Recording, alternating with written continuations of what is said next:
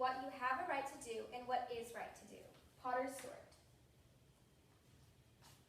With an increased awareness on health and sustainability, factory farms have become controversial in the U.S. because of their harsh effects on animals and people. Most people do not think twice about how or where their food is processed, and those who do tend to push it to the back of their minds because that is simply easier. Before I continue, here are some of the sources I used as a point of reference. My facts came from NPR.org, vegetariantimes.com, and the Texas A&M databases. I recalled a past interview with my English teacher, Emily Bartz. My quotes came from BradyCoat.com, and pictures came from AnimaliaLife.com.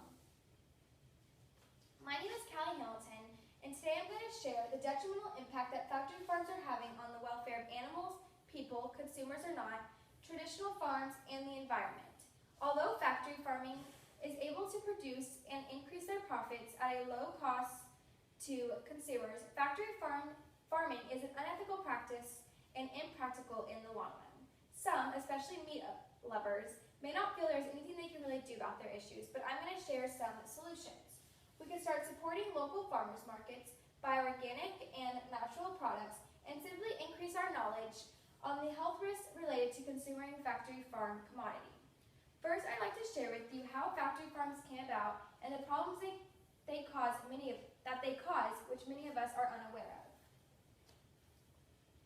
Agriculture has shifted from small-scale farms to large industrial operations, focusing their attention primarily on profit over product.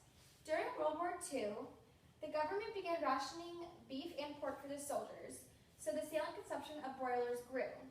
The demand for poultry was high, and it became the first industry to adopt a method of mass production.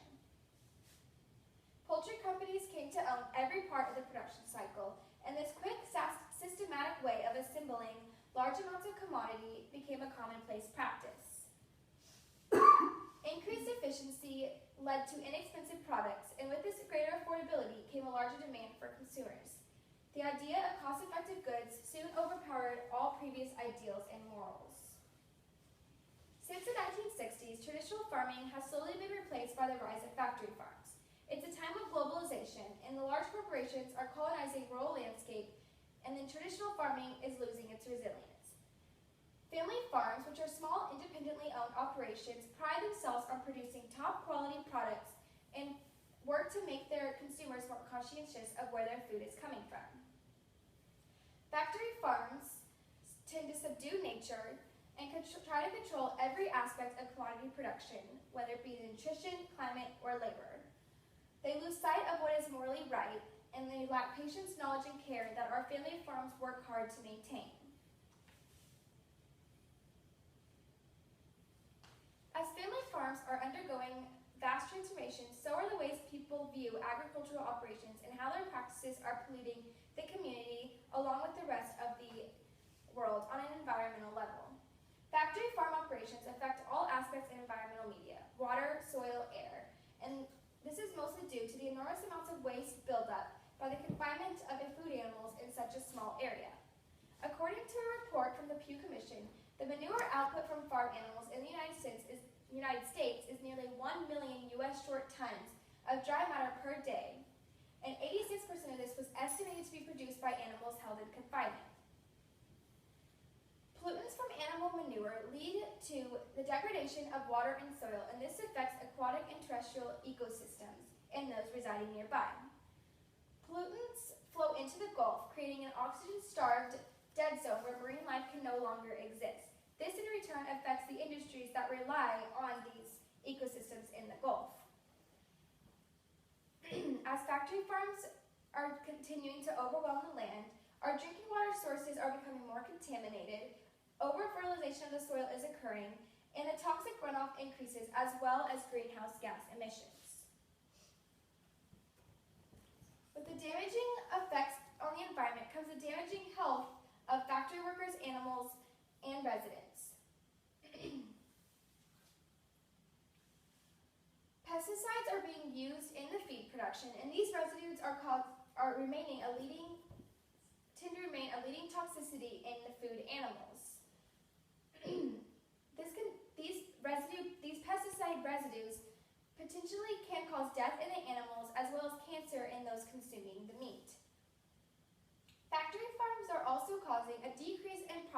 values, and the odor and noise from them is a major nuisance for those residents nearby. Agricultural workers are engaged in one of the most hazardous occupations in the country due to the direct confrontations with farm animals and the injuries incurred from machines.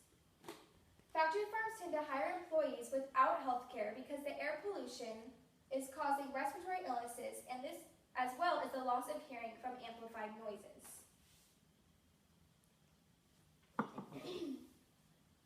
Factory farms have had a devastating and unimaginable impact on animal welfare. In addition to this, consumers see only the final product and are ignorant to the way the animal lived and how the meat was processed before it was neatly packed and delivered to their local grocer. A majority of the 9.5 billion farm animals slaughtered every year are owned by factory farms alone, and the ways in which these creatures are raised and killed are incredibly inhumane. They are subject to harsh confinement, forced to live their entire lives in overcrowded, feces-infested, pitch black environments with little to no human contact. They are also subject to painful mutilations, such as the debeaking of chickens' beaks so they don't peck one another, and the docking of pigs' tails to make them more prone to fight back and prevent injury from other pigs. To make matters worse, these inflictions of pain are often done without the use of any anesthesia. Animals used to be raised and killed for consumption with means that cause the least amount of pain possible. With the implementation of factory farms, however, it's a business focused on profit with little to no concern for the animal's well-being. Due to these strict conditions and inhumane acts imposed on animals raised in factory farms, the use of antibiotics is vital for controlling the spread of disease and promoting growth. Utilization of antibiotics in factory farms are suspected to be a possible cause of antibiotic resistance in humans that consume these products. Bacteria colonize in factory farms within farm animals, and they die off once the animal is given an antibiotic. However, regardless of this fact, natural variants are arising that are resistant to the antibiotics in the feed. Antibiotic-resistant bacteria contaminate the meat, which is then consumed by the consumer, which contaminates them. This leads to Salmonella, Campylobacter, Listeria, and some types of E. coli. Just think about it this way. We need prescriptions in order to take some of the same drugs that are given to these animals casually every single day. This cannot possibly be healthy. While many believe the only option is to either stop eating meat altogether or deal with the reality of factory farms, a depleting earth, and animal suffering, this is not the case. Is it possible to return to traditional farming? What can we do as a community to raise our ethics while still meeting the needs or the demands of the population? For one, we can support local farmers markets who produce organic foods in a right-minded way, meaning without antibiotics or pesticides.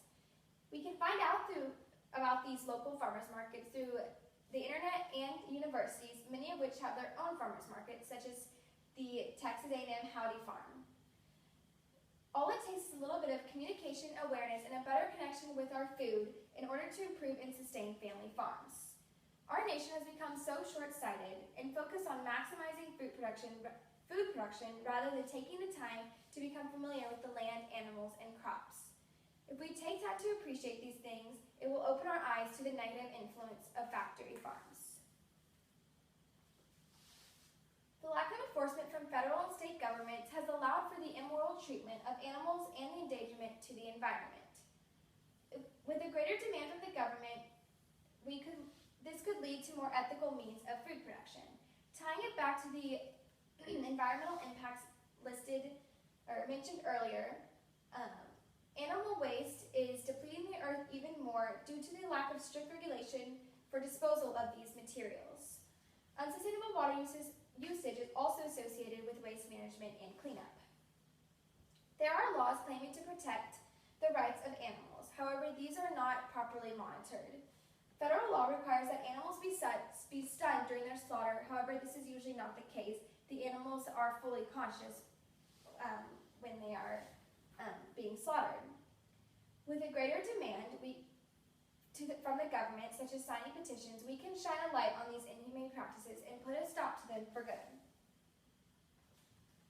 Americans should also simply be more educated on the practices and how they affect our health, as well as what the right amount of meat we should be consuming in our diet each week. A report quoted, "It would be impossible to treat animals decently and still produce meat in sufficient quantities." While this may be true now, it doesn't have to be. The average American eats 10 to 12 times more meat than any other country around the world. If we ate less meat, then the demand for these products would not be as high. Lower demand would then give factory farms the ability to run their operations in a more humane way. Also, if society's hunger for cheaper meat continues to thrive, then the transferring of the antibiotic-resistant pathogens mentioned earlier between animals and human population will thrive as well. Ultimately, if antibiotic use to ensure efficiency and health isn't halted, disastrous epidemics will proliferate in the future. Lastly, we can buy foods labeled humane certified or animal welfare approved. Many argue that they don't want to pay the expensive costs for organic meats and poultry. Factory farms produce the cost-effective goods quickly and efficiently, and people like this. However, if we change our habits, we can make a difference. You now know who's being affected by these unethical practices taking place in factory farms: animals, traditional farmers, workers in the field, and consumers like yourselves. Natalie Portman quoted, "Factory farming of animals will be something we look back on as a relic of a less evolved age." In the end, factory farming has truly created a false conception of affordability, and we need to transition away from these unethical practices in the future. In summary, I hope you see the problems that come with factory farms and the lasting impacts they are having on our society and the planet. With a little research, education, and motivation, we can change our habits and make a difference in the meat and poultry industry. Factory farms contribute to the loss of traditional farmers' jobs and their way of life. They contaminate the environment and affect the well-being of animals, consumers, residents, and workers in the field. We may be paying a cheaper price, but the cheaper price isn't worth sacrificing the quality of our food, environment, or health.